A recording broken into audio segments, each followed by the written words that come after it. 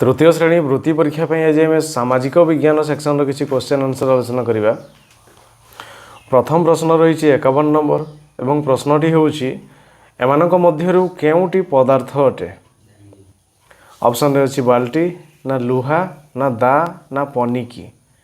तेरे पदार्थ हूँ जो जिनस जोड़ा कि आपे आपे सृष्टि होती आ मनुष्य ताकू तैयारी कर नथिबो। जदि मनुष्य तैयारी करिछि तबे ता हेजिबो कृत्रिम। तबे देखिबा पदार्थ कोउटी बाल्टी बाल्टी मनुष्य तैयारी करिछि तेणु एहा हेजिबो कृत्रिम। दा को मध्य मनुष्य तैयारी करिछि, पनिकी को मध्य मनुष्य तैयारी करिछि, किंतु लुहा लुहा जिनसटे मूल जिनस तेणु ऑप्शन ख लुहा हेजिबो एक पदार्थ। एहा परे 52 नंबर घर पड़गला बेले सहायता पाई केउ नंबर को फोन करिबा। 100 ना 101 ना 102 ना 108। तेबे घर पड़गले आम दमकल बाहिनी को फोन करवा एवं तांकर नंबर हूँ 101 101 हूँ ऑप्शन ख एवं यह ठीक आंसर।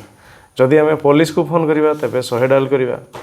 तेबे जननी सुरक्षा पे एम्बुलेंस को फोन करले आम 102 डायल करवा एवं आमर कौन विपत्ति पड़े कि देह खराब है कि कौन मेडिकल इमरजेंसी 108 एम्बुलेंस को फोन करवा। तेबे आम घर पड़गले 101 ऑप्शन ख हो राइट आंसर। यहाँ पर 53 नंबर सिंधु सभ्यता केउ सहर रे गढ़ी उठिथिला। जयपुर ना दिल्ली ना हरप्पा ना चंडीगढ़। तेबे सिंधु सभ्यता हरप्पा सहर रे गढ़ी उठिथिला ऑप्शन गो हो राइट आंसर। यहाँ पर 54 नंबर उद्भिद केउ समय रे अम्लजान छाड़े नाही। ऑप्शन अच्छी दिन रे ना राति रे ना सबु समय रे ना सकाळ समय रे। तेबे जदि आम उद्भिद देखा उद्भिद तार पत्र साहाय्य खाद्य तैयारी करे। तार पत्र रही पत्र हरी सबुज कणा से सी सूर्य किरण एवं जल एवं अंगारकाम्ल को लेकिन से श्वेतसार जातीय खाद्य तैयारी करे। ये खाद्य तैयारी करने समय से अंगारकाम्ल ग्रहण करे एवं ता बदल से आम वायुमंडल को अम्लजान छाड़े। ताहा केतेबेले होता है ताहा हूँ दिन बेले जितेबाला से सूर्य किरण पाऊ थाए से से कम हुए से से खाद्य तैयारी करे एवं अंगारकाम्ल नहीं कि अम्लजान छाड़े। तामाने सेतेबेले से ऑक्सीजन यूज करे ना नहीं करे सेतेबेले से बंचे तेणु से ऑक्सीजन यूज करे एवं श्वासक्रिया पे ऑक्सीजन यूज करे एवं अंगारकाम्ल छाड़ी थाए। किंतु से जतकी ऑक्सीजन नहीं थाए ता तुलन में बहुत अधिक ऑक्सीजन से वायुमंडल को छाड़ी थाए दिन बेले जितेबाला से खाद्य तैयारी करे जितेबाला से सूर्य किरण पाऊ थाए। किंतु राति रे कौन हुए राति से श्वासक्रिया करे बचापी आम जमी श्वासक्रिया करुचे ऑक्सीजन नेउछे एवं ता बदल आम वायुमंडल को अंगारकाम्ल छाड़ुचे। सेमती गछ मध्य से बचापी श्वासक्रिया करे एवं श्वासक्रिया करने समय से ऑक्सीजन ग्रहण करे आउ वायुमंडल को अंगारकाम्ल छाड़े। तामाने से राति रे वायुमंडल को कौनसी अम्लजान दिए नाही। तेणु आम दिन बेले गछ मूले शोले आमको आराम लगे किंतु जदि आम राति रे गछ मूले शोइबा तेबे हुए तो आम अणनिश्वासी हो पारिबा कारण सेतेबेले गछ मध्य ऑक्सीजन यूज करे आमको ऑक्सीजन सर्ट हो पारे। तेणु राति रे गछ मूले शोइबा उचित नुहे। तेणु ऑप्शन ख राति हो यार सठिक आंसर जो समय गछ अम्लजान छाड़े नाही। यहाँ पर 55 नंबर निम्नोक्त मध्यरु केउ उद्भिदटी गुच्छ मूल अटे। गुच्छ मूल कहार अच्छी ऑप्शन अच्छी आंब ना कलरा ना निम्ब ना धान। तेबे गुच्छ मूल थिबा गछटी होउची धान। ए ऑप्शन घ हम राइट आंसर। तेबे आम गुच्छ मूल को जानिबा केमती गुच्छ मूल कहार अच्छी तार पत्र को देखिबा। से धान गछर पत्र को जदि आम देखिबा तेबे कौन हेबो ना धान गछर पत्र को जदि आम फाड़िबा पई चेष्टा करिबा बा चिरिबा पई चेष्टा करिबा तेबे टिके चिरु चिरु पत्रटा जाक पूरा साइज रे माने गोटे सीधारे तार चिरी हो। तेणु जो गछर गुच्छ मूल अच्छी तार पत्रर शिरा गुड़िकर विन्यास पूरा सीधा सीधा हो पूरा समांतर समांतर भाव हो। किंतु आंब पणस यही गछ गुड़ी जब आम चिरिबा तेबे से सामान चिरबनी पूरा इड साइड हो चिरीज से गुड़ार समांतर नथिबो। किंतु कौ पत्र गुड़ी पूरा सामान भाव में चिरीज धान गछर पत्र चिरीज तापर नड़िया गछर पत्र को सामान भाव में चिरी हो मका गछर पत्र सामान भाव में चिरी हो। जमी जदि आम देखा कदली गछर पत्र भी सामान पूरा गोटे टिके चिरु चिरु पूरा ठीक साइज रे चिरी हो। ତେବେ ସେ ପତ୍ର ଦେଖିକି ମଧ୍ୟ ଆମେ ଜାଣିପାରିବା ଯେ କାହାର ଗୁଚ୍ଛମୂଳ ଅଛି। ତେବେ ଏଇ ଗଛ ଗୁଡ଼ିକ ମଧ୍ୟରୁ ଗୁଚ୍ଛମୂଳ ହେଉଛି ଧାନ ଗଛ। ଅପସନ୍ ଘ ହେଇଯିବ ରାଇଟ୍ ଆନ୍ସର୍। ଏହାପରେ 56 ନମ୍ବର, ନିମ୍ନୋକ୍ତ ମଧ୍ୟରୁ କେଉଁଟି ବୃତ୍ତାକାର ପତ୍ର ଅଟେ? ତେବେ ଏଇ ଅପସନ୍ ମଧ୍ୟରୁ କାହାର ପତ୍ର ବୃତ୍ତାକାର ହେବ? ଘାସ ନା କଲରା ନା ବର ନା ପଦ୍ମ? ତେବେ ଏଇ ଚାରୋଟି ଯାକ ଅପସନ୍କୁ ଯଦି ଦେଖିବା ତେବେ ପଦ୍ମପତ୍ର ହେଉଛି ବୃତ୍ତାକାର।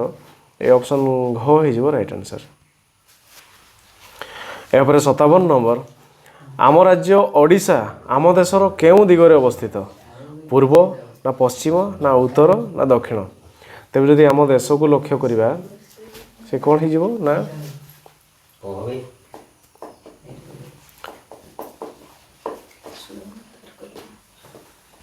ତେବେ ଓଡ଼ିଶା ପୁରା এই ପୂର୍ବ ଉପକୂଳରେ ଅବସ୍ଥିତ।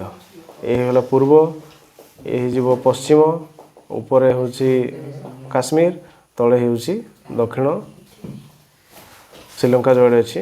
ତେବେ ଏହା ହେଉଛି ପୂର୍ବ ପାର୍ଶ୍ୱ। ତେଣୁ ଆମ ରାଜ୍ୟ ଓଡ଼ିଶା ଭାରତର ପୂର୍ବ ପାର୍ଶ୍ୱରେ ଅବସ୍ଥିତ। ଅପସନ୍ କ ହେଇଯିବ ରାଇଟ୍ ଆନ୍ସର୍। ଏହାପରେ 58 ନମ୍ବର, ନିମ୍ନଲିଖିତ ମଧ୍ୟରୁ କେଉଁଟି ଆମର ନିକଟତମ ଗ୍ରହ? ଶୁକ୍ର ନା ମଙ୍ଗଳ ନା ବୁଧ ନା ବୃହସ୍ପତି? ତେବେ ଯଦି ଆମର ସୌରଜଗତକୁ ଲକ୍ଷ୍ୟ କରିବା ପ୍ରଥମ ଗ୍ରହଟି ହେଉଛି ବୁଧ,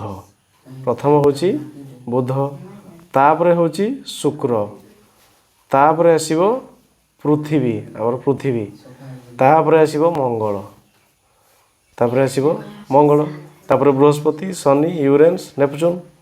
ତେବେ ଆମର ପୃଥିବୀର ଦୁଇ ଜଣ ପାଖରେ ହିସାବ ଅଛନ୍ତି, ଗୋଟେ ହେଉଛି ଶୁକ୍ର ଆଉ ଗୋଟେ ହେଉଛି ମଙ୍ଗଳ।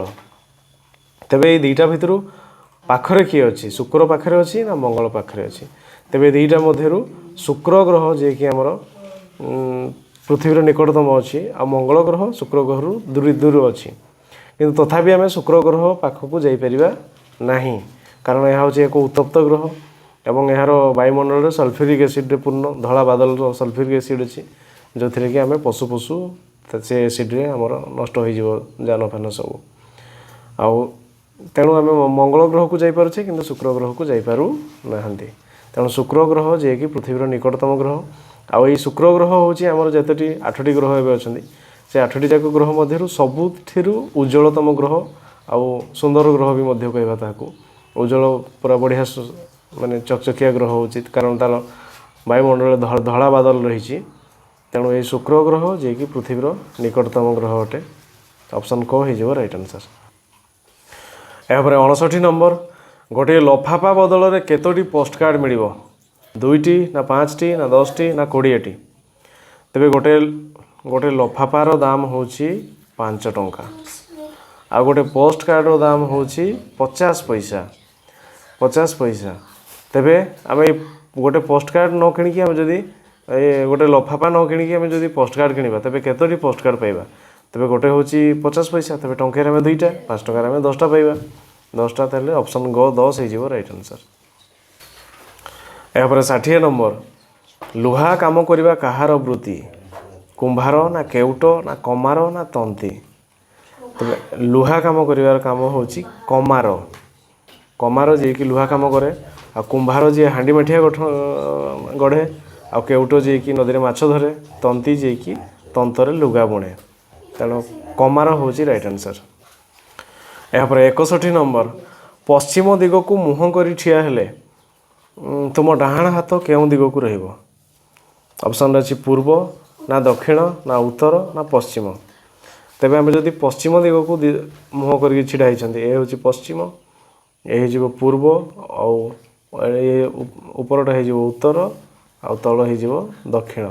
ଆମେ ଯଦି ପଶ୍ଚିମ ଆଡ଼କୁ ମୁହଁ କରିଛେ ତେବେ ଆମର ଡାହାଣ ହାତ ହେଇଯିବ ଉତ୍ତର, ବାମ ହାତ ହେଇଯିବ ଦକ୍ଷିଣ।